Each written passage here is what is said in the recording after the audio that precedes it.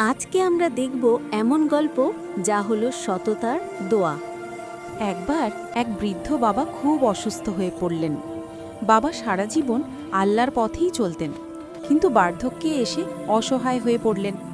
তার ৩জন ছেলে ছিল, ২জন ধনী আর ছোট ছেলে গরিব কিন্তু নামাজি ও পরহেজগার।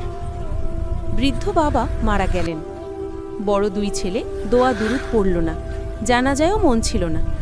ছোট ছেলে কান্নায় ভেঙে পড়ল, নামাজ পড়ে আল্লাহর কাছে বলল, হে আল্লাহ, আমার বাবা দুনিয়ায় কষ্ট পেয়েছেন, আপনি ওনার কবরের কষ্টটা একটু হালকা করে দিন।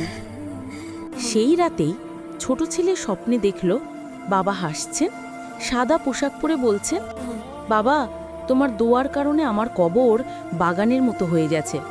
শিক্ষা: সৎ সন্তানই বাবা মায়ের জন্য মৃত্যুর পর সবচেয়ে বড় সম্পদ। বাবা মায়ের জন্য দোয়া করা কখনো বন্ধ করা যাবে না।